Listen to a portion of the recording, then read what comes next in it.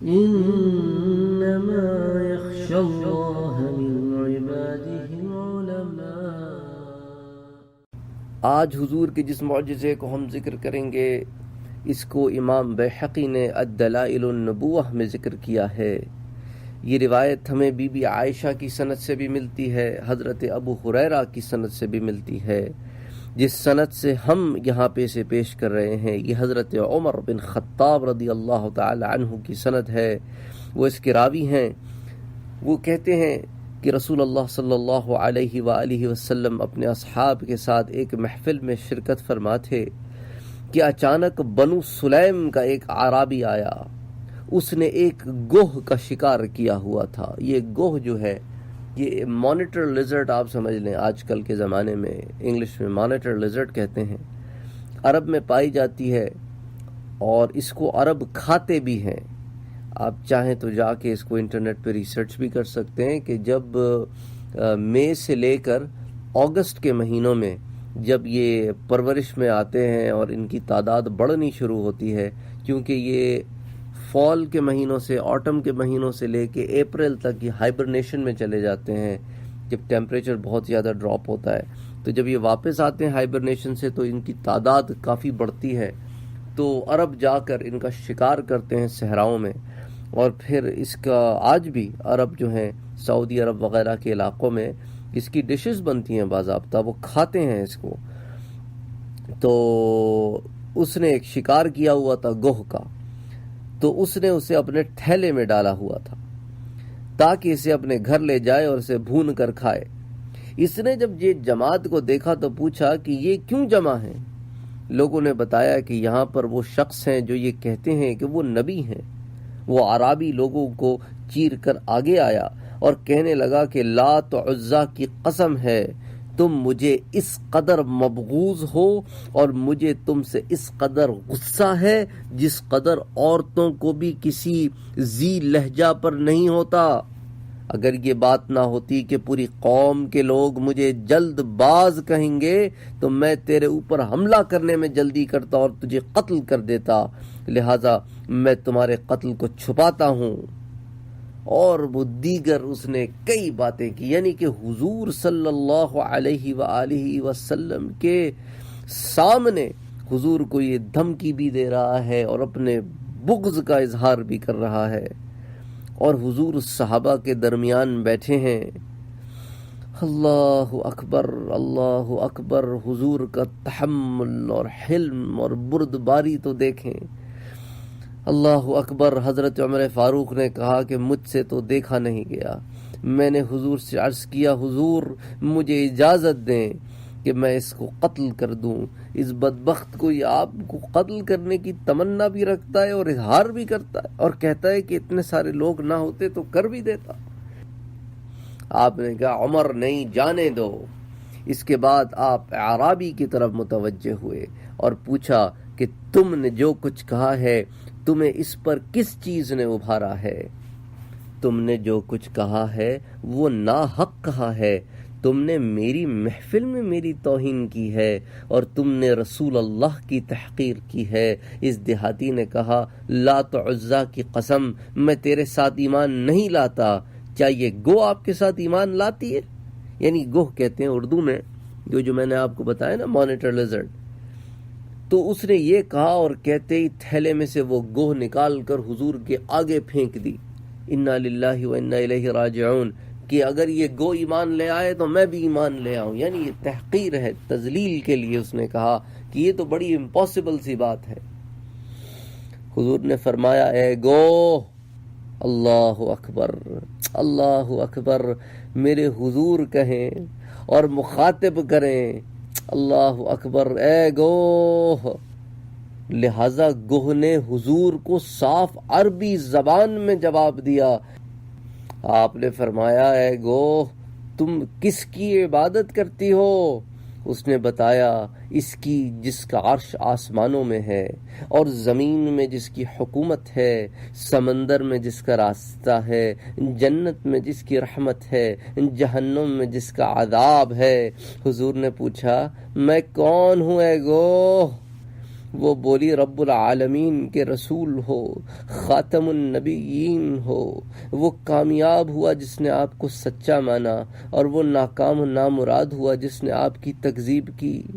یہ سن کر اعرابی نے کہا میں اس مشاہدے کے بعد اور کوئی دلیل تلاش نہیں کروں گا۔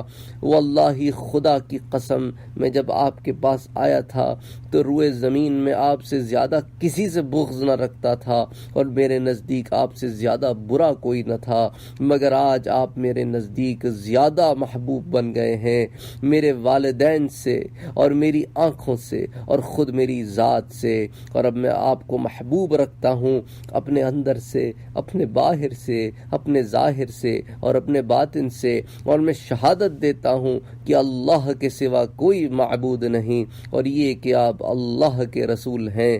حضور نے فرمایا اللہ کا شکر ہے جس نے تجھے میرے سبب ہدایت دی، بے شک یہ دین غالب ہوگا مغلوب نہیں ہوگا، دین قبول نہیں ہوگا مگر نماز کے ساتھ، اور نماز قبول نہیں ہوگی مگر قرآن کے ساتھ۔ اس اعرابی نے کہا اگر ایسی بات ہے تو پھر آپ مجھے قرآن سکھائیے۔ حضور نے اس کو سورہ اخلاص یعنی قل هو اللہ احد سکھائی۔ اس اعرابی نے کہا کہ آپ مجھے مزید سکھائیے، میں نے ایسا احسن کلام نہیں سنا، نہ اشعار میں، نہ رجز میں، نہ نثر میں۔ حضور نے فرمایا اے اعرابی یہ اللہ کا کلام ہے، یہ شعر نہیں ہے۔ اگر آپ یہ پڑھو گے قل هو اللہ احد صرف ایک بار تو آپ کو 1/3 قرآن کا ثواب ملے گا، یعنی 1/3 آف دا قرآن۔ اگر 2 مرتبہ پڑھو گے تو 2/3 یعنی کہ 2/3 آف دا قرآن پڑھنے کا ثواب ملے گا، اور اگر آپ اس کو 3 بار پڑھو گے تو پورا قرآن مجید پڑھنے کا اجر ملے گا۔ اعرابی نے کہا کتنا بہترین معبود مشکل کشا ہے، آسان چیز کو قبول کرتا ہے اور بہت بڑا اجر دیتا ہے۔ اللہ اکبر، اللہ اکبر۔ ایک ہی مجلس میں اللہ کا عارف بھی ہو گیا۔ رسول اللہ نے اس سے فرمایا کیا تیرے پاس مال ہے؟ کہتے ہیں کہ اس نے کہا بنو سلمہ میں کوئی آدمی مجھ سے زیادہ فقیر اور غریب نہیں ہے۔ رسول اللہ نے اپنے اصحاب سے کہا کہ اس کو کچھ دے دو، انہوں نے اسے دے دیا، حتیٰ کہ انہوں نے اس کو خوش کر دیا یا امیر کر دیا۔ اتنے میں حضرت عبد الرحمن ابن عوف کھڑے ہو گئے، انہوں نے کہا یا رسول اللہ میرے پاس 10 ماہ کی گابھن اونٹنی ہے، بختی سے کم اور آرا سے زیادہ، یعنی بختی اور آرا یہ اونٹوں کی 2 نسلیں ہیں، دوڑ کر سب کو مل جاتی ہے اور اس کو کوئی نہیں پکڑ سکتا۔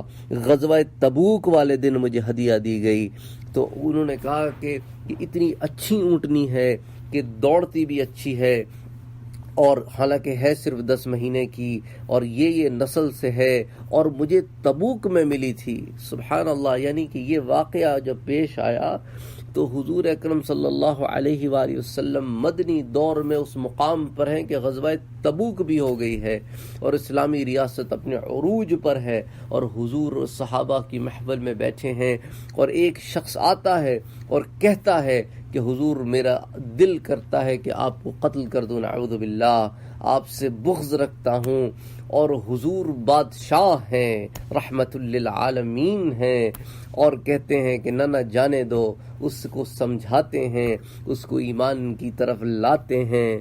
اللہ اکبر، یہ اخلاق ہے میرے نبی کا، یہ مقام ہے میرے نبی کا۔ اللہ ہمیں ہدایت دے، اللہ ہمیں توفیق عطا فرمائے کہ ہم اپنے غصوں پہ قابو پائیں۔ اللہ ہمیں توفیق عطا فرمائے کہ ہم عقل کو استعمال کریں، اپنے نبی کے اخلاق کو اپنائیں۔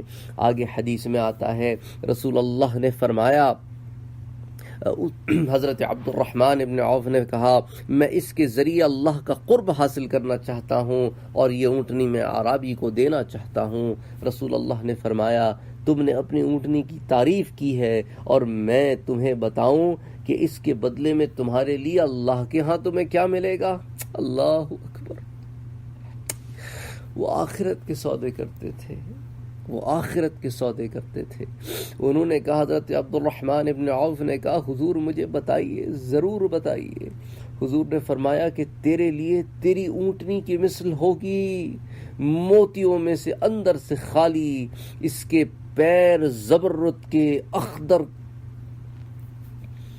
حضور نے فرمایا تیرے لیے ایک اونٹنی ہوگی جو اس اونٹنی کی مثل ہوگی، موتیوں میں سے اندر سے خالی، اس کے پیر ہرے رنگ کے زبرجد کے ہوں گے، اس کی گردن زبرجد اصفر کی ہوگی، یعنی پیلے کلر کا جو زبرجد ہوتا ہے، اس پر کجاوا رکھا ہوگا، اور اس کجاوے پہ یعنی کہ جو اوپر اونٹ کے جو رکھتے ہیں نا سیڈل سمجھ لیں، جو اونٹ کا سیڈل ہوتا ہے، اس پر سندس اور استبرق ریشم ہوگا، یعنی ریشم کا کپڑا بچھا ہوگا، اور وہ بھی سندق اور استبرق ریشم جو ایک اعلیٰ قسم کا ریشم ہوتا ہے، وہ تجھے لے کر پل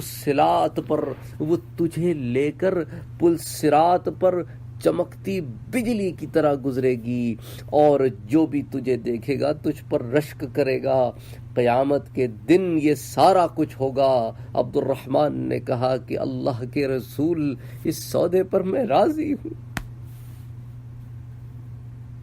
اس سودے پر میں راضی ہوں۔ لہٰذا وہ اعرابی وہاں سے نکلا تو اس کو بنو سلیم کے 1000 اعرابی بھی ملے، 1000 سواریوں کے ساتھ، ان کے پاس 1000 تلواریں تھیں اور ان کے 1000 نیزے تھے۔ اس نے پوچھا کہاں جا رہے ہو؟ انہوں نے کہا ہم اس شخص کے پاس جا رہے ہیں جو ہمارے خداؤں کو برا بھلا کہتا ہے، ہم جا کر اس کو قتل کر دیں گے۔ اس نے کہا یہ کام نہ کرو، میں گواہی دیتا ہوں کہ اللہ کے سوا کوئی معبود نہیں اور محمد اللہ کے رسول ہیں۔ پھر اس نے ان کو وہ پوری داستان سنائی جو اس کے ساتھ گزری تھی۔ لہٰذا سب نے کہا لا الہ الا اللہ محمد الرسول اللہ۔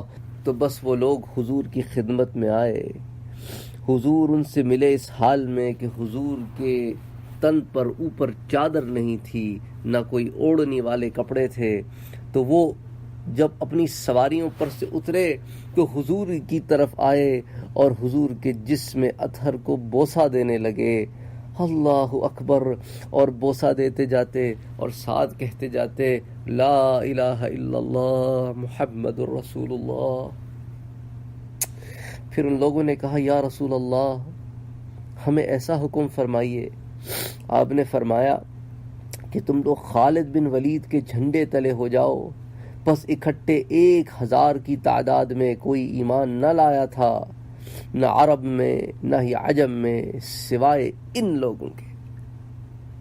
اللہ اکبر، یعنی ایک اعرابی آیا اور بغض اور گناہوں میں لت پت، حضور کو قتل کرنے کی خواہش دل میں لیے ہوئے، اللہ نے اس کے بغض کو ایمان سے بدل دیا، اور اس کے ذریعے 1000 لوگ جو حضور پہ حملہ کرنے آ رہے تھے وہ ایمان لا کر شامل ہو گئے اس لشکر میں جو حضرت خالد ابن ولید کا لشکر تھا۔ یہ اللہ کے کام ہیں، اللہ کے کام ہیں، وہ جسے چاہے ہدایت دے دے۔ ہم کون ہوتے ہیں کسی کو یہ کہنے والے کہ تم تو ایسے ہو اور تم تو ویسے ہو اور تم تو جہنمی ہو اور تم تو فلاں ہو۔ انا للہ و انا الیہ راجعون۔ اس حدیث کو میں نے آپ سے پہلے ذکر کیا، اس کو امام بیہقی نے دلائل النبوہ میں ذکر کیا ہے، اس کے علاوہ اس کو امام ابو نعیم نے اس کو الدلائل میں ذکر کیا ہے، اس کو حافظ ابن کثیر نے بھی ذکر کیا ہے، اور اس کو امام سیوطی نے الخصائص الکبریٰ میں نقل کیا ہے۔ اللہم صلی علی سیدنا محمد صلی اللہ علیہ وسلم۔ وفوق كل ذي علم